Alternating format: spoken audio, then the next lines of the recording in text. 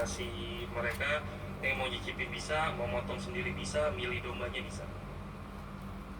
Oke, videonya udah ya guys.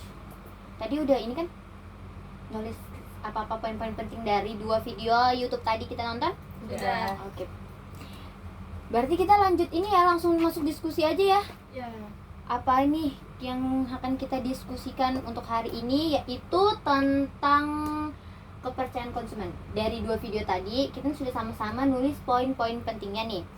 Jadi yang paling terlintas nih di pikiranku sekarang ini, pertanyaanku, kenapa ada beberapa nih produk dan brand-brand nih yang orang-orang tuh udah pada pasang iklan, udah masang-masang yang buzzer-buzzer itu, tapi apa ya, nggak sedikit juga orang yang masih aku belum percaya nih Masih sama ragu produk, gitu ya. masih ragu sama produk ini. Berarti kan nggak bisa modal ini doang ya, modal Iklan iklan-iklan doang ya, apalagi kita juga nggak bisa dimodalin janji manis semua kan. Jadi ya itulah kenapa beberapa produk sama brand ini masih banyak sulit orang konsumennya kayak kita percaya sama produk tersebut. Kira-kira ada yang tahu nggak? Nah, ini kita mau bahas nih. Ya, kita bahas ya. Sekarang kita bahas ya. Oke, kita bahas nih. Jadi kalau kita ngomongin kepercayaan konsumen itu nggak sesimpel sekedar bilang oh dong sih. Barang, kalau kita lihat barang itu bagus kita beli, kalau enggak ya enggak. Kita harus lihat dulu review-reviewnya di YouTube atau di TikTok. Kalau memang banyak yang bilang kayak misalnya aku kayak mau beli sebuah skincare apa gitu, terus tuh aku harus lihat dulu review-review orangnya yang beli gimana, banyak yang beli bilang bagus atau enggak, lihat juga ratingnya bagus apa enggaknya kayak gitu. Jadi itu kayak diibaratkan kayak sudah terlihat kalau itu tuh membangun kepercayaan konsumen. Nah, berarti kalau dari yang si siapa Rina ngomong nih, itu sebenarnya kita udah ngalamin gak sih? Ingat gak yang waktu kita ulang tahun Cindy, yang mau beli kue itu? Kita kan sebelum beli kue, Rina buka TikTok dulu tahu, nyari toko kue yang bagus, yang terdekat di Samarinda, yang murah, yang ready, setiap yang bisa dibeli di saat itu. Berarti kan kita udah ngalamin, tapi kita yang belum sadar nggak sih sama apa yang sudah kita tadi? Iya. Nah, tadi kan kita membahas juga nih, kita membandingkan dari 2 video tersebut kan. Nah, korelasi kedua video dalam konteks kepercayaan konsumen. Kedua video tadi itu membahas bagaimana konsumen memproses informasi, membentuk persepsi, dan akhirnya menentukan pilihan dalam pembelian yang kayak kita tadi kan. Nih, salah satu faktor utama yang menentukan keputusan pembeli adalah trust atau kepercayaan terhadap sebuah produk. Video tersebut juga menjelaskan bahwa kepercayaan ini tidak muncul secara instan, melainkan dibangun melalui berbagai strategi pemasaran seperti kita lihat dari TikTok, YouTube, atau Instagram, dan yang lain-lain ya. Nah, kepercayaan konsumen ini sangat dipengaruhi dengan cara bagaimana iklan dan strategi pemasaran membangun persepsi positif, serta bagaimana perusahaan menjaga kualitas dan reputasinya dalam jangka panjang. Nah, ada satu cerita menarik nih dari video podcast tadi, Fahmi Talib. Jadi dia ini udah pakai buzzer dan iklan buat promosikan produknya, tapi tetap aja gagal dapetin kepercayaan konsumen. Kenapa bisa begitu? Bukannya kalau pakai iklan dan influencer harusnya lebih gampang ya? Ini nih yang menarik, karena ternyata trust itu nggak bisa dibeli begitu aja. Kalau orang nggak ngerasa ada koneksi atau emosional, atau nggak ada bukti nyata kalau produk itu bagus, ya tetap aja mereka nggak percaya dan nggak akan beli produknya gitu loh. Oke, berarti dari yang tadi Imau ngomong, yang dari video podcast Fahmi Talib itu, penyebab kegagalannya itu karena ada beberapa ini dong ya, beberapa faktor penyebabnya dong ya. Berarti bisa disimpulkan yang pertama itu karena kurangnya kredibilitas dalam penyampaian pesan. Ya nggak sih? Karena buzzer dan iklan yang berbayar itu tuh kayak seringkali dianggap tidak organik atau kurang autentik oleh kita nih sebagai konsumen. Jika kita ngerasa kalau kita pesan barang tersebut atau yang barang yang diiklankan tadi tersebut itu disampaikan itu kayak terlalu over promoted atau yang kayak berlebihan gitu, hiperbola banget lah ya. Ya, hiperbola banget, yang nggak jujur gitu lah ya.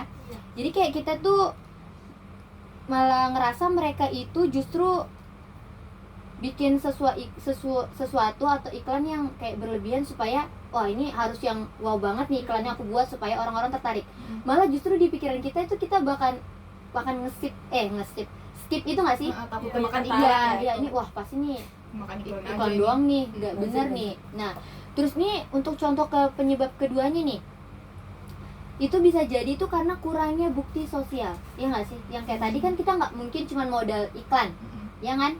Kita jadi harus kayak ada bukti nyata ya, supaya kita bisa lebih percaya sama produk tersebut.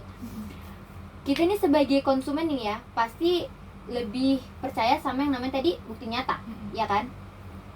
Kita tuh nggak anulah yang namanya janji-janji manis lagi kan, pasti kita butuh yang namanya testimoni. Sedangkan kalau kita beli skincare, list tip atau apa, kita pakai testimoninya dulu kan, ya kan? Berarti kita harus kayak ngeliat, wah ini bagus nih, udah kita nyobain sendiri. Jadi yang kayak biasa di iklan nih bagus warnanya, nggak luntur, waterproof, apalah segala, tapi kita pasti kayak masa sih, Gak percaya ya aku mau membuktiin sendiri.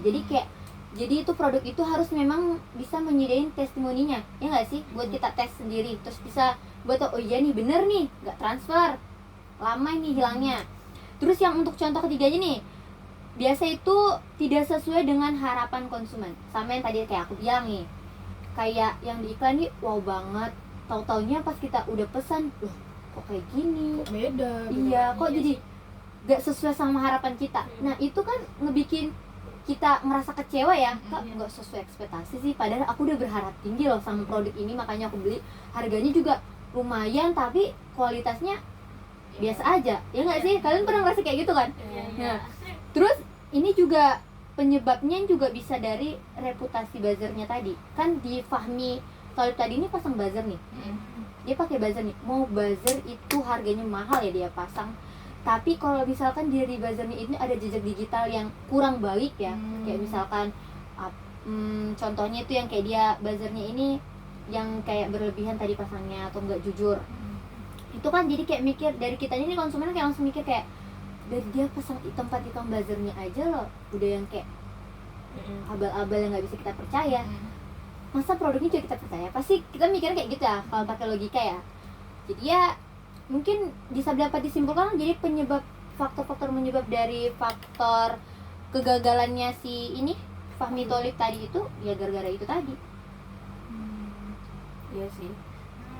Untuk kayaknya untuk membangun strategi dari Fahmi Thalib itu tadi, kayak membangun kepercayaan konsumen, Fahmi Thalib bisa melakukan beberapa langkah strategi, seperti yang pertama itu menggunakan influencer atau call yang key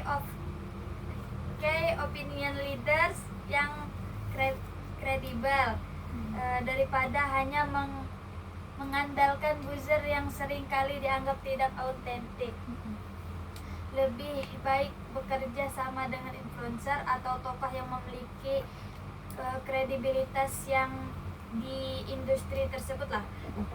Yang keduanya, meningkatkan consumer experience yang memberikan pelayanan yang baik, transparan, dan memastikan kalau kayak produk sesuai dengan klaim yang dijanjikan gitulah, kayak sesuai ekspektasinya harus sama kayak iklan.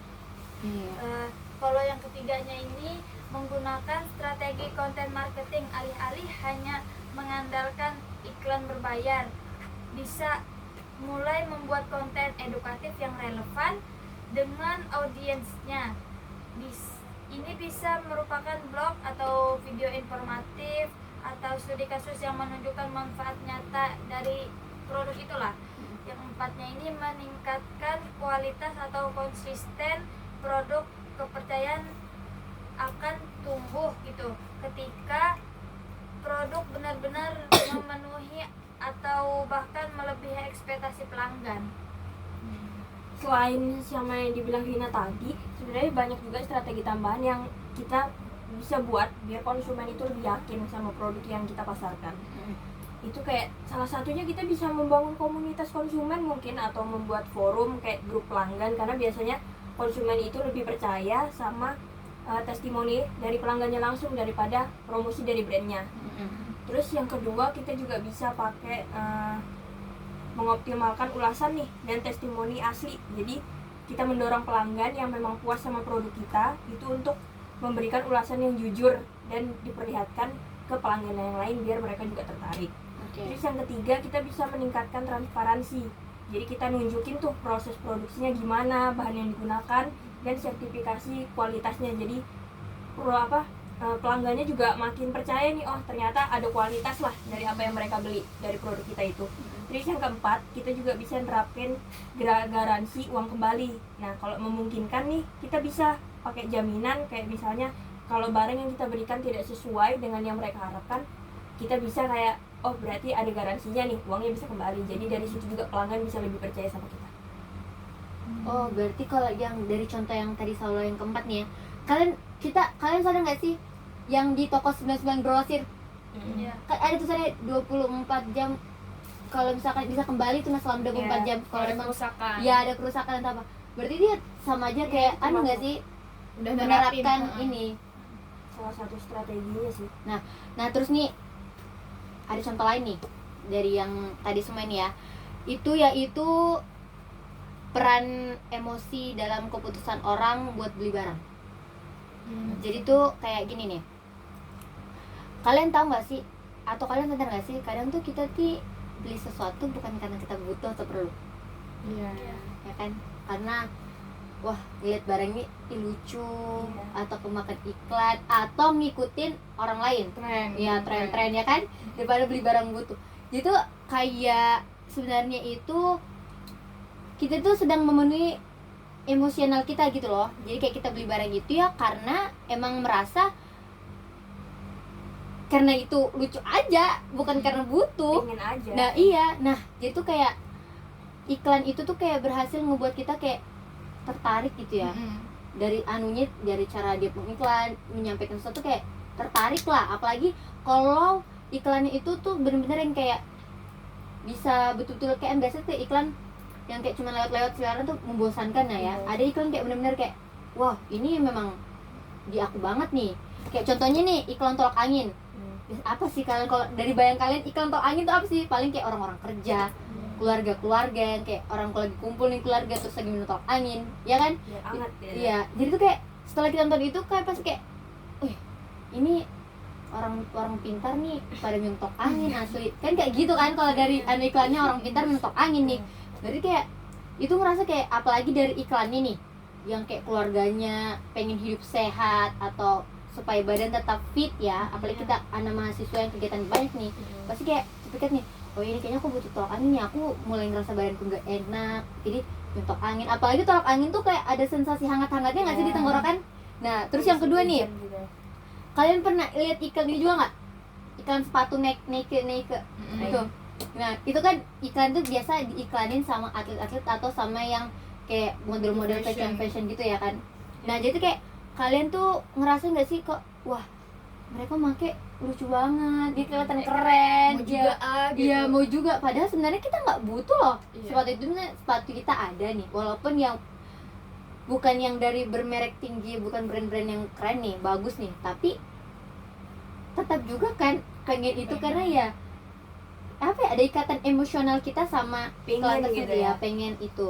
Nah terus nih yang contoh kedua nih ya, orang itu biasa milih barang bukan cuman karena bagus, tapi nurutin gengsi. Iya. Ya kan sih, teman kalian tuh punya barang bagus, mungkin kalian nggak pengen.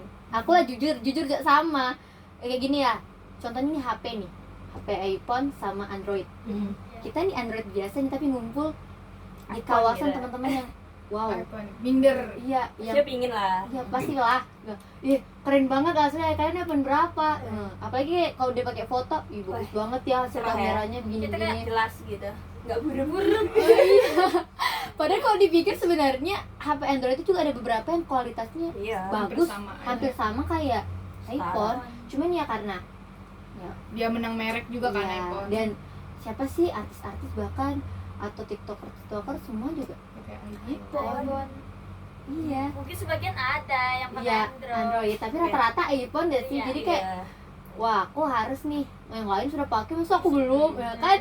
Terus nih contoh yang kedua nih, ada Aqua sama mineral, ya nggak sih sebenarnya. Kalau dari kalian ini, kalau Aqua sama mineral kalian lebih suka rasa yang mana sih? Ini mineral sih, Sama sih. ada manis-manisnya. Ya aku sih Aqua. Tapi kalau misalnya dipikir ya, di mineral ini orang tuh banyak yang minat karena dia tuh punya rasa yang lain ya, ada Beda lah ya. manis-manisnya gitu ya. Kalau di iklannya ada manis-manisnya, tapi emang terbukti ya, rasa mineral tuh kayak ada sensasi masuk tenggorokan juga segar, ada manis-manis gitu ya. Tapi kalian sadar nggak sih, malah nama Aqua yang lebih ke booming kemana-mana ya, Iya. lebih orang siapa sih nggak tahu Aqua. Iya. Bahkan yang tadi nih, yang kayak Minum aja gitu. iya, Aqua, iya, Aqua. makanya. Padahal kalau kita bilang, oh ada Aqua nggak, dikasihnya mineral, ya Iya, udah. Aqua. Buat tetap gitu. Iya kan? Padahal kalau mau dibilang dari rasa, baru bentuk botolnya itu kan beda ya. Yang produksi juga beda. Tapi ya namanya di kawasan kita tetap Aqua, karena memang Aqua itu yang namanya udah tersebar meluas kemana-mana, dan dia juga mungkin lebih lama kali ya anunya daripada mineral ya. Terus kalau dipikir-pikir nih, kenapa sih iklan tuh harus terus-terusan ada? Nah iya ya. Brand itu kan nggak bisa dia cuma sekali terus tiba-tiba hilang gitu, kayak itu nggak bakal nyangkut tuh. Kayak orang-orang kayak ya udah sih cuman sekedar angin lewat kayak gitu aja. Makanya gunanya kenapa iklan itu harus terus-terusan ada, karena kalau nggak rajin iklan itu gampang buat dilupain orang. Contohnya kayak Coca-Cola nih, tiap musim ada aja nih khas banget, kayak dia buat promosi yang berbeda nih biar kita nih kayak nyantol, oh dan kita nantiin juga nih kayak wah iklannya menarik nih, nungguin nih Coca-Cola setiap musimnya gitu. Jadi itu berpengaruh banget ke pelanggan, kayak walaupun dia nggak fokusnya ke brandnya, tapi dia tetap ngeliat iklannya, yang lama-lama juga ke distract kayak oh Coca-Cola kayaknya juga enak nih gitu. Iya, kan. karena kalau misalnya di liburan ya, Iya. Natalan itu pasti wah Coca-Cola. Coca-Cola banget. Marjan tuh. Nah, Marjan. ya, yang Ya, Ramadan lebar. Marjan juga. tuh. Apalagi lagi Ramadan kan. Sekarang. Iklannya juga bagus banget. Iya. Kalau Marjan kan ditunggu-tunggu juga gitu. Terus Iya. ada kayak Gojek, Grab kayak gitu kan, kayak mereka sering kasih promo yang bagi anak kos kayak kita nih kayak wah ini nih kesempatan banget nih, Iya. ada promo-promo kayak gini nih, lumayan gitu kalau buat kita ambil. Terus daripada yang kita kayak langsung jalan ke tempatnya mager juga, jadi lebih baik kalau memang ada promo kayak ini kenapa enggak gitu. Jadi menurut aku sih iklan itu memang harus terus-terusan ada gitu biar kita juga tertarik buat beli terus sebagai pelanggan. Nah, terus kayak kita susahnya bangun kepercayaan konsumen kan, karena nggak semua produk bisa langsung dipercaya, apalagi kalau ada kasus atau isu negatif yang pernah muncul. Contohnya nih, Pepsodent kan dulu sempat dikabarkan mengandung zat berbahaya, tapi mereka bisa bangkit lagi dengan edukasi dan menjelaskan kalau produk itu aman, nggak sesuai sama isu-isunya kan. Terus yang kedua itu ada H&M, pernah kena kasus rasis. Terus mereka bikin kampanye yang lebih inklusif supaya orang nggak boikot produknya, agar orang tetap percaya kalau produknya itu sebenarnya nggak kayak gitu. Iya. Oh, berarti ini kasusnya ini sama yang kayak Devi owner itu yang di Iya, TikTok iya, dia lagi viral-viral ya, sekarang Devina kan. kan lagi viral tuh. Dia pernah dikritik kan sama Doktif karena brandnya yang terlalu overplay. overplay. tapi dia kan ini lagi bangkit Bangun lagi brand. dia lagi. dia yang kritik itu dijadikan inilah pelajaran masukan juga. ya. Sekarang kayak kalau mau beli sesuatu gitu nah, kayak biasanya cari review dulu kan ya. Iya. Kayak kita tadi mau beli kue itu kita cari review dulu. Itu kan biasanya bisa membangun kayak langsung membangun kepercayaan kita Iya. kan ya. Kayak contohnya itu juga orang yang mau beli skincare pasti cek dulu reviewnya, kita bandingkan kayak dari brand yang ini sama brand ini. Kayak kita misalnya mau beli moisturizer gitu, kayak beda kan tiap jadi kita lihat dulu review-reviewnya, ratingnya dari orang-orang. Terus juga kita bandingin juga di Shopee sama di TikTok Shop kayak gitu, kayak ratingnya sama kah, kayak dari brand ini lebih bagus, unggul, dari brand ini kayak memang lebih kurang kayak gitu. Mungkin seperti itu ya reviewnya. Oke, berarti ya bisa kita simpulkan sama-sama lah ya. Ya. Kalau yang dari 2 video dan yang tadi udah kita diskusikan ini, memang kalau kepercayaan konsumen itu tuh bukan yang bisa dibeli atau bukan yang satu hal yang instan ya. Memang butuh kayak wah bukan cuma modal pasang strategi yang iklan gitu ya, tapi memang harus yang kayak bener-bener ada bukti nyata, ada yang ada komentar-komentar positif dari brand atau produk tersebut, biar kita tuh kayak percaya dan tertarik buat beli, ya nggak sih? iya, Jadi kayak sebenarnya kepercayaan konsumen ini penting loh, penting banget. buat suatu penting. produk gitu. Jadi ya siapa tahu nih ya, insya Allah kedepannya, amin, kita ada bikin produk atau mau ngejual sesuatu brand-brand apapun itu, ya udah tahu lah ya, adalah gambaran kalau kepercayaan konsumen itu penting nomor satu. Jadi kita harus bener-bener bikin produk atau brand yang berkualitas, yang betul-betul plek dengan apa yang kita iklankan, biar orang tuh kayak Nggak iklan kemakan doang iklan. nih, enggak. Jadi kita yang betul-betul harus bisa jualan jujur dan bisa mencuri hati konsumen. Oke lah. Nah, diskusi kita kali ini sudah selesai tentang kepercayaan konsumen. Dari 2 YouTube tadi udah kita nonton, sama semua sudah masing-masing ngambil poin-poin pentingnya. Jadi siapa tahu akan kita butuh ya suatu saat nanti.